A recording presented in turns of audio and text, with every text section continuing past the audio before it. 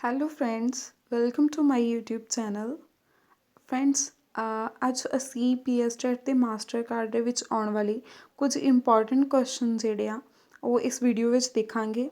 ਤੁਸੀਂ ਇਸ ਵੀਡੀਓ ਨੂੰ ਚੰਗੀ ਤਰ੍ਹਾਂ ਦੇਖਣਾ ਅਤੇ ਇਫੈਕਟ ਨੂੰ ਇੱਕ ਵਧੀਆ ਵੇ ਦੇ ਨਾਲ ਸਮਝਣ ਦੀ ਕੋਸ਼ਿਸ਼ ਕਰਨੀ। ਸਭ ਤੋਂ ਪਹਿਲਾ ਕੁਐਸਚਨ ਹੈ, ਬੰਗਾਲ ਦਾ ਪਹਿਲਾ ਗਵਰਨਰ ਜਨਰਲ।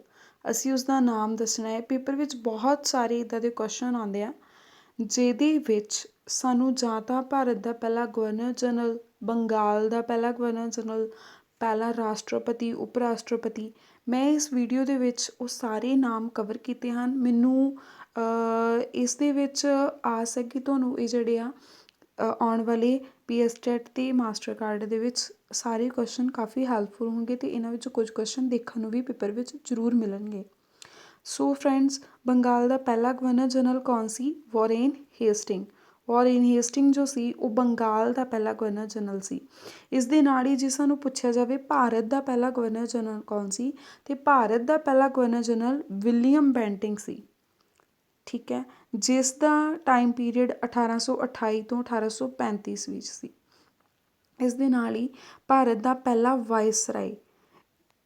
ਸਟੂਡੈਂਟਸ, ਜਦੋਂ ਵੀ ਅਸੀਂ ਕੋਈ ਵੀ ਕੁਐਸਚਨ ਨੂੰ ਅਟੈਂਪਟ ਕਰਦੇ ਹਾਂ, ਅਸੀਂ ਬਹੁਤ ਜ਼ਿਆਦਾ ਤੇਜ਼ੀ ਦੇ ਨਾਲ ਉਸਨੂੰ ਪੜ੍ਹ ਕੇ ਨਾਲ ਹੀ ਕੁਐਸਚਨ ਦਾ ਆਨਸਰ ਜਿਹੜਾ ਉਹ ਟਿਕ ਕਰ ਦਿੰਦੇ ਹਾਂ। ਬਟ ਇਸ ਦੇ ਵਿੱਚ ਇਹ ਜੇਕਰ ਅਸੀਂ 2-3 ਵਾਰ ਇਸ ਵੀਡੀਓ ਨੂੰ ਦੇਖਾਂਗੇ ਅਤੇ ਸਾਡੇ ਮਾਇੰਡ ਦੇ ਵਿੱਚ ਉਹ ਕੰਸੈਪਟ, ਉਹ ਨਾਮ ਜਿਹੜੇ ਆ ਉਹ ਸਾਨੂੰ ਆਟੋਮੈਟਿਕਲੀ ਯਾਦ ਹੁੰਦੇ ਜਾਣਗੇ।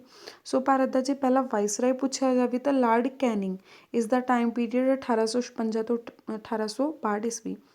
ਭਾਰਤ ਦਾ ਅੰਤਿਮ ਗਵਰਨਰ ਜਨਰਲ ਕੌਣ ਸੀ? ਅਤੇ ਅੰਤਿਮ ਗਵਰਨਰ ਜਨਰਲ ਅਤੇ ਪਹਿਲਾ ਵਾਇਸਰਾਏ ਇਹ ਲਾਰਡ ਕੈਨਿੰਗ ਹੀ ਸੀ। ਇਸ ਦੇ ਵਿੱਚ ਕਨਫਿਊਜ਼ ਨਹੀਂ ਹੋਣਾ। ਇਸ ਦੇ ਨਾਲ ਹੀ ਨੈਕਸਟ ਕੁਐਸਚਨ, ਆਜ਼ਾਦ ਭਾਰਤ ਦਾ ਪਹਿਲਾ ਬਰਤਾਨਵੀ ਜਾਂ ਬ੍ਰਿਟਿਸ਼ ਗਵਰਨਰ ਜਨਰਲ ਕੌਣ ਸੀ? ਪੇਪਰ ਦੇ ਵਿੱਚ ਆਜ਼ਾਦ ਭਾਰਤ ਦਾ ਪਹਿਲਾ ਬ੍ਰਿਟਿਸ਼ ਗਵਰਨਰ ਜਨਰਲ ਵੀ ਲਿਖਿਆ ਹੋ ਸਕਦਾ ਆ ਅਤੇ ਬਰਤਾਨਵੀ ਵੀ ਲਿਖਿਆ ਹੋ ਸਕਦਾ ਹੈ, ਅਤੇ ਇਹ ਸੀ ਲਾਰਡ ਮਾਊਂਟ ਬੈਟਨ।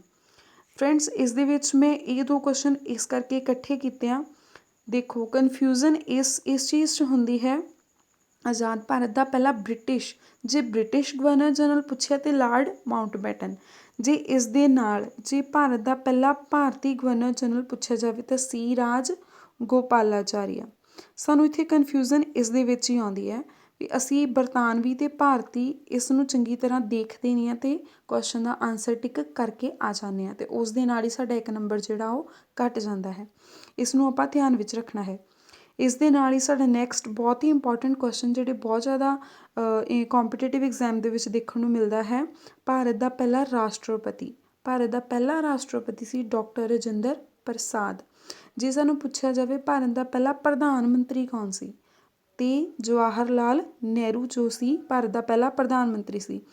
ਭਾਰਤ ਦਾ ਪਹਿਲਾ ਉਪ ਰਾਸ਼ਟਰਪਤੀ ਅਤੇ ਰਾਸ਼ਟਰਪਤੀ, ਇਹ ਸਾਨੂੰ ਕੁਐਸਚਨ ਦੇ ਵਿੱਚ ਕਨਫਿਊਜ਼ ਨਹੀਂ ਹੋਣਾ। ਜੋ ਰਾਸ਼ਟਰਪਤੀ ਸੀ ਉਹ ਡਾਕਟਰ ਰਾਜਿੰਦਰ ਪ੍ਰਸਾਦ, ਜੇ ਉਪ ਰਾਸ਼ਟਰਪਤੀ ਪੁੱਛਿਆ ਜਾਵੇ ਤਾਂ ਡਾਕਟਰ S ਰਾਧਾ ਕ੍ਰਿਸ਼ਨਨ।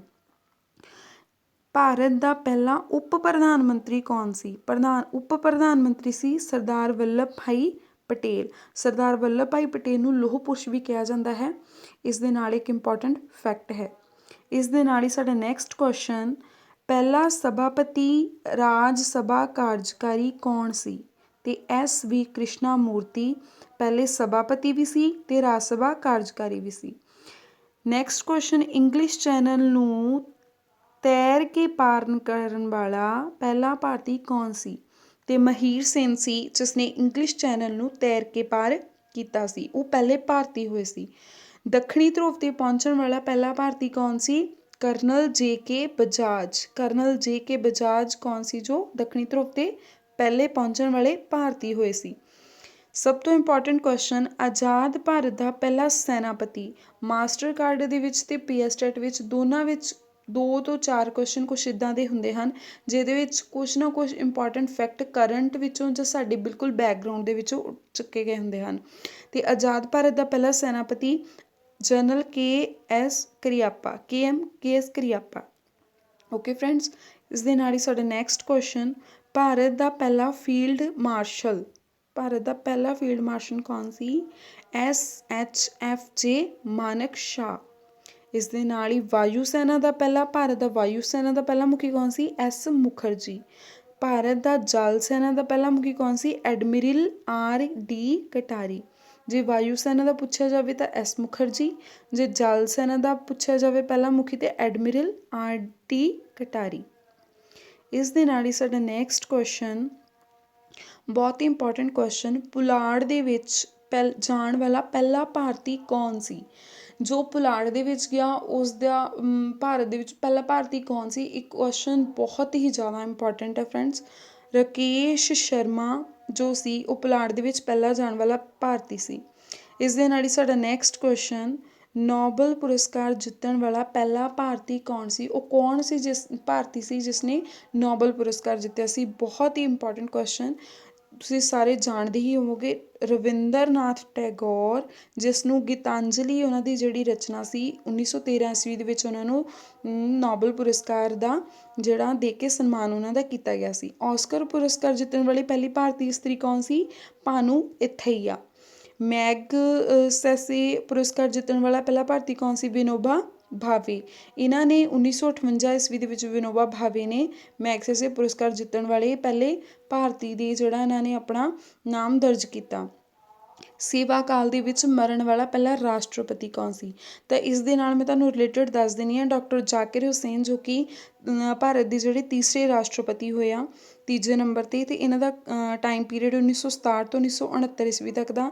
ਇਹ ਆਪਣੇ ਟਾਈਮ ਪੀਰੀਅਡ ਦੇ ਵਿੱਚ ਹੀ ਜਿਹੜੇ ਸੀਗੇ ਜਿਹੜਾ ਉਹਦੇ ਵਿੱਚ ਇਹਨਾਂ ਦੇ ਜਿਹੜਾ ਦੇਹਾਂਤ ਹੋ ਗਿਆ ਸੀ। ਅਤੇ ਇਹਨਾਂ ਦਾ ਇੱਕ ਇਤਿਹਾਸਿਕ ਕੰਸੈਪਟ ਜਿਹੜਾ ਇੱਕ ਕੁਐਸਚਨ ਬਣਦਾ ਸੇਵਾ ਕਾਲ ਦੇ ਵਿੱਚ ਮਰਨ ਵਾਲਾ ਪਹਿਲਾ ਰਾਸ਼ਟਰਪਤੀ ਕੌਣ ਸੀ? ਅਤੇ ਡਾਕਟਰ ਜ਼ਾਕਿਰ ਹੁਸੈਨ। ਇਹ ਤੁਸੀਂ ਯਾਦ ਰੱਖਣਾ, ਇਹ ਕੁਐਸਚਨ ਜਿਹੜਾ PS ਟੈਟ ਦੇ ਵਿੱਚ ਦੇਖਣ ਨੂੰ ਵੀ ਮਿਲਦਾ ਅਤੇ ਮਾਸਟਰ ਕਾਡਰ ਵਿੱਚ ਵੀ ਆਉਣ ਦੀ ਇਸ ਦੀ ਸੰਭਾਵਨਾ ਬਣ ਜਾਂਦੀ ਹੈ। ICS ਵਿੱਚ ਸਫਲ ਹੋਣ ਵਾਲਾ ਪਹਿਲਾ ਭਾਰਤੀ ਕੌਣ ਸੀ?